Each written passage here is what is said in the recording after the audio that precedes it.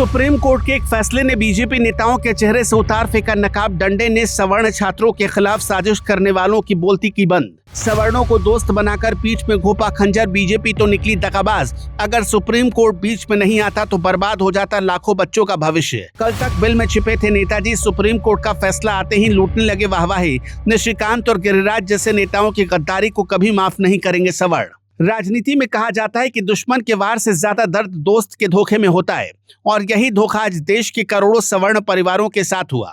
आज हम उस खतरनाक साजिश का पर्दाफाश करेंगे जो आपकी आंखों के सामने रची जा रही थी। ये सिर्फ एक यूजीसी बिल का मामला नहीं था, बल्कि ये सवर्ण समाज को मानसिक और सामाजिक रूप से गुलाम बनाने की एक सोची समझी तैयारी थी।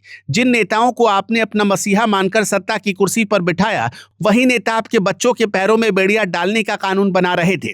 जरा सोचिए कि अगर सुप्रीम कोर्ट बीच में नहीं आता तो आज क्या मंजर होता। सरकार की तैयारी पूरी थी और कानून का मसौदा तैयार था। यह कोई मामूली कानून नहीं था, बल्कि ये सवर्ण छात्रों के लिए एक ऐसा चक्रव्यूह था जिसमें घुसने का रास्ता तो था, लेकिन बाहर निकलने का सिर्फ एक ही रास्ता था, और वो था बर्बादी का। यूजीसी के इस काले कानून में सबसे जहरीली बात यह थी कि इसमें न्याय की कोई गुंजाइश ही नहीं छोड़ी गई थी। 24 घंटे के अंदर मीटिंग और 15 दिन में फैसला। दुनिया की किसी भी अदालत में इतनी जल्दी तो एफआईआर भी दर्ज नहीं होती जितनी जल्दी आपके बच्चों को दोषी करार देने की तैयारी में थे। इस पूरे खेल में सबसे डरावना पहलू यह था कि सरकार को पता था कि वो क्या कर रही है। ये कोई गलती नहीं थी, बल्कि एक प्रयोग था। वो देखना चाहते थे कि सवर्ण समाज की रीढ़ की हड्डी में कितनी जान है। जब ये ड्राफ्ट तैयार हो रहा था तब सरकार में बैठे सवर्ण नेता क्या कर रहे थे? क्या निशिकांत दुबे और गिरिराज सिंह जैसे कद्दावर नेताओं को नहीं पता था कि यह कानून उनके अपने समाज के बच्चों का गला घोंट देगा? उन्हें सब पता था, लेकिन उनकी वफादारी आपके प्रति नहीं, बल्कि उनकी वफादारी अपनी पार्टी और अपनी कुर्सी के प्रति थी। ये जो आपके वोट से नेता बनते हैं, ये सब इसीलिए खामोश थे।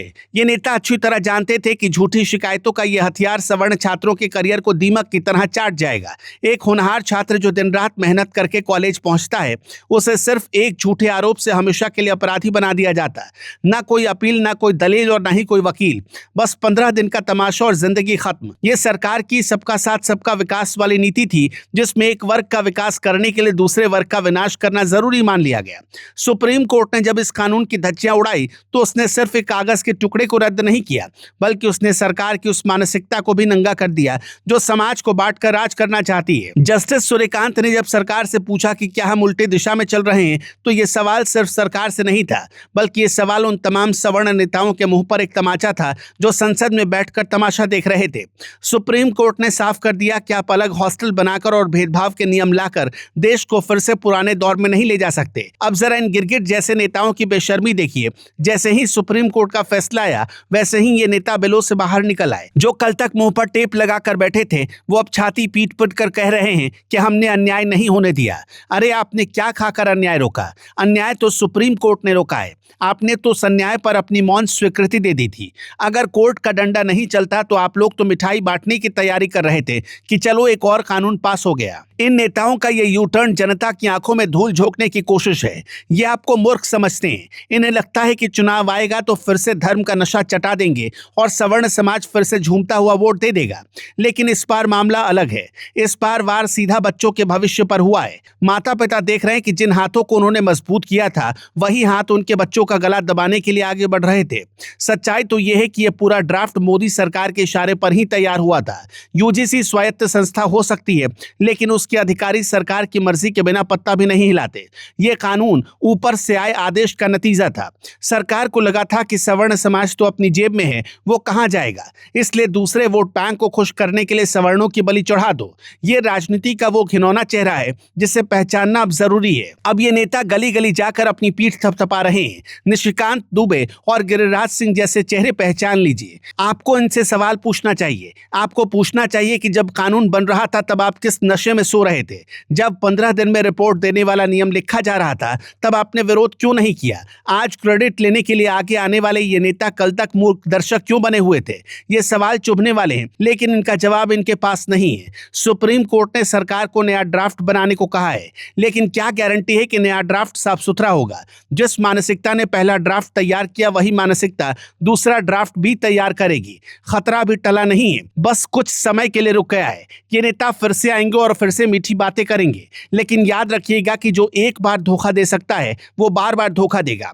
यहाँ एक गंभीर सवाल आपसे पूछना चाहते हैं, आपने देखा किसी बीजेपी प्रवक्ता को इस बिल का बचाव करते हुए या इस बिल का विरोध करते हुए जिसमें सवर्णों का गला घोटने की तैयारी थी? किसी ने नहीं किया, क्योंकि खुद बीजेपी का IT सेल कंफ्यूज था कि क्या बताएं और क्या छिपाएं। ये घटना सवर्ण समाज के लिए खतरे की घंटी है। ये बताती है कि सत्ता के गलियारों में आपका कोई सगा नहीं है, वहां सिर्फ वोटों का गणित चलता है। अगर आपके वोट की कीमत नहीं है तो आपकी भावनाओं की भी कद्र नहीं होगी। सुप्रीम कोर्ट ने एक ढाल बनकर आपको बचा लिया, लेकिन हर बार कोर्ट बचाने नहीं आएगा, आपको अपनी लड़ाई खुद लड़नी होगी। इन बहुरूपीय नेताओं को पहचान लीजिए, ये आपके सुख में भले ही शामिल ना हो, लेकिन आपके दुख का कारण जरूर बनेंगे। यूजीसी का यह बिल एक ट्रेलर था, पूरी फिल्म अभी बाकी है। अगर अब भी आप नहीं जागे और इन नेताओं की भक्ति में लीन रहे तो आने वाला समय आपकी आने वाली पीढ़ियों के लिए अंधकारमय होगा। ये जीत किसी नेता की नहीं बल्कि न्याय की जीत है, और उन पापियों की हार है जो राम का नाम लेकर राम राज्य की जगह अन्याय का राज्य स्थापित करना चाहते थे। अब समय आ गया है कि नेताओं के पाखंड का जवाब दिया जाए। जो नेता संसद में आपके लिए मुंह नहीं खोल सकते, उन्हें आपके दरवाजे पर वोट मांगने का कोई हक नहीं। ये लड़ाई अब आर पार की है। अपनी आवाज को इतना बुलंद कीजिए कि अगली बार कोई भी सरकार आपके बच्चों के भविष्य के साथ खिलवाड़ करने से पहले 100 बार सोचे। याद रखिएगा, सन्नाटा आपको मार देगा, इसलिए बोलना सीखिए और इन मौका परस्त नेताओं को उनकी असली जगह दिखाइए।